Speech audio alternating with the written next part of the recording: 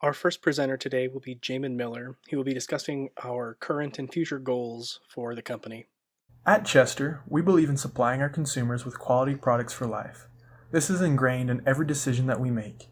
From the warehouse workers to the management teams, every employee at Chester is dedicated to creating quality. This key idea has helped to drive Chester to the top. Market analysis shows that the high-tech segment in the sensor industry is growing at a rate double that of the low-tech. This information was what motivated our management team at Chester to focus on the high-tech segment. With 4 different products in high-tech, we were able to own 34.8% of the segment in our 8th year. Our closest competitor, Ferris, only managed to capture 20.5% of the same segment. As we go forward, we will continue to invest heavily in our R&D for high-tech. Continual investment in automation for low-tech will also help to save money and aid in reducing costs associated with our low-tech product. It is possible that as we continue to move forward, that we may consider phasing out one of our high-tech products and move it to the low-tech segment. A better understanding of our competitors' production capacity will also be beneficial as we strive for the highest sales with no stockouts and minimal storage. Our next presenter will be Mubarak Hawes. He will be presenting a market analysis of our production for 2020 and moving forward. For our market analysis, we mainly focused on high-tech market. We had 5 products, and 4 of those products were in high-tech market, only one being in the low-tech market. And we actually did very well, and we finished second overall. And then for our forecast, as you can see here on yellow, would be our forecast of what our numbers would be for round 9. And then here highlighted in cyan would be the difference. Our next presenter is Tom Heyman. He will be presenting an overview of our roadmap for the next 4 years here at Chester. Hello, my name's Tom Heyman. I'm with the Chester Manufacturing Group. I wanted to take just a second to review my portion of what the next 4 years might look like for Chester Manufacturing. We want to begin with what our product mix is going to look like. As we began this endeavor here at Chester Manufacturing, we started with a product, our sensor, called Cake. It was a product that fit right kind of in the mix of everything. It fit in the middle of low-tech and high-tech and was all in there. And for the first 3 years, it did a great job of performing in both market segments. However, as the market started to change and grow, we let Cake stay with the low-tech market. We highly automated that product line, so our cost to produce was down, our costs were low, and we were well established. And we thought that that would be the right place for Cake to stay, and so far it's proven to be the case.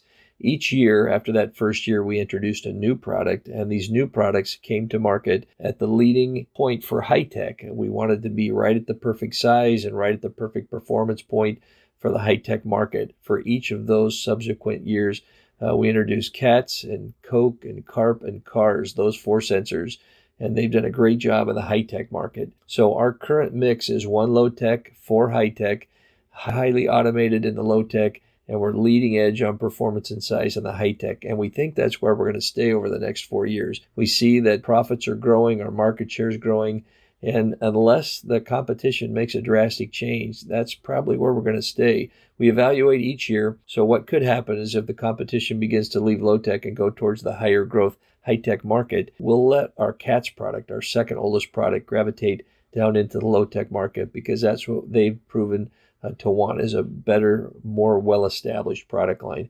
But currently, if things stay the way they are, we're going to stay with 1 low-tech, 4 high-tech. As we get into the market segments, that's kind of where we've been talking so far. Our low-tech penetration has been Cake. It's going to stay with Cake. Price-wise, it's kind of right in the middle of the competition. However, since we're so highly automated, our cost to produce is lower than anybody else, allowing us to make good profits.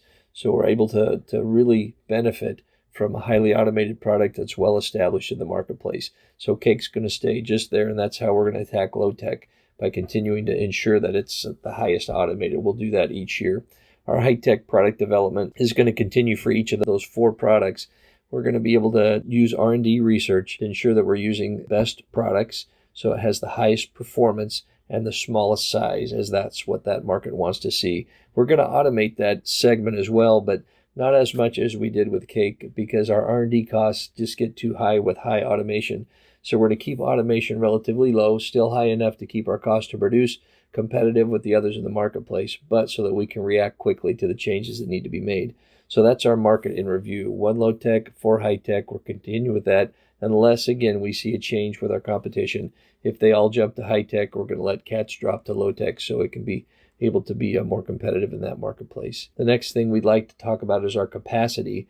And as we look at the next 4 years, it's nice to see where we've been. We started with cake first year at 800,000 units. We've grown that each subsequent year to where our standard production capacity is over 1.1 million units a year. That's a standard single shift. And if we need to, we can second shift that capacity up to almost 2 million. And as we see low tech, it's averaging somewhere between 8 to 10% growth annually. We think we're well taken care of with the cake product line over the next 4 years. On the high tech side, we started each new product at 400,000 units, and we slowly built capacity each year to where now we're at 550,000 per product with a second shift potential of up to 900,000. Now, it's growing about 20% a year in the high tech, so we think we're good on that, but potentially in 2 to 3 years, depending if market growth continues at the rate it's at now, we might have to increase another 200,000 units in standard shift production, which would give us more capacity than we think we're going to need, but it's enough to ensure that we're always there to give enough product for the market. So that's how we're going to attack it with capacity. And the final thing we'd like to look at is our financial picture. We started out by utilizing long-term debt. That's what we thought we should do. It was low interest, long-term debt, and we took advantage of that each year for the last 8 years. We've accumulated roughly $65 million in low interest, long-term debt. We've maintained a leverage of roughly 2.0, and we're doing that by utilizing these long-term loans, and we're also starting to pay dividends now. With that long-term debt, we've been able to finance all the growth and capacity that we needed to keep our products viable in the marketplace and in turn show us the profits that we're seeing. Short-term loans and emergency loans, we didn't have to do much with that. We had 3 years of short-term loans, thankfully only 1 year of emergency loans. They weren't that significant, but they were enough to ensure that we had the cash we needed to keep growing and have access to the market that we needed. The nice part about all of this is that we've been able to show great profits and a lot of dividends over the last 3 years. Our last year, we showed over $44 million in profits. That gives us an accumulated profit of roughly $135 million. We paid dividends the last 3 years that have been great. We anticipate that over the next 4 years continuing to grow as we're able to retire some of that long-term debt. We think that we can self-fund and we can pay more dividends. We sold just a little bit of stock early on, but we've been able to buy a lot of that stock back. And our goal is kind of to keep the stock, the number of shares outstanding low, so we kind of keep it in the company. So when we pay the dividends, it's more for the owners of the company. And we've been able to show great dividend payments over the last 4 years. And that's us in a nutshell, where we're going, where we think we're going to be. And we think Chester is going to be a great opportunity for whoever wants to jump in. Our final presenter will be Jerem O'Neill. He will be discussing teamwork and cooperation within the Chester Chip and Sensor Company. The group work done aiding in the success of the company Chester has been done very well. We have committed our time and efforts to put in our best step forward. Our first couple of years really set us up with success in the long run. Before that, we had a lot of experience in failure before we could get to a steady point. The real turning point was the quality of our effort. Once we were able to find a time that we were all able to meet, we ran with it. Even if we couldn't get a long consecutive time together, at least we were able to meet, where we got the most important parts done. When we couldn't get everyone together, our decisions were preliminary.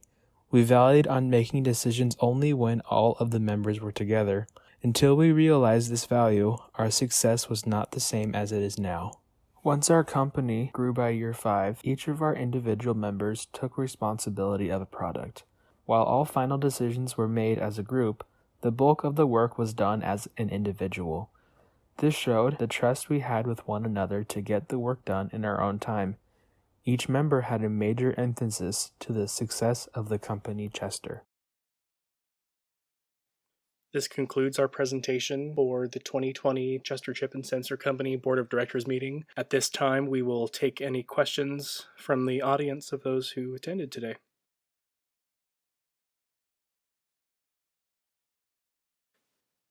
This presentation was produced and edited by Alec Hawes.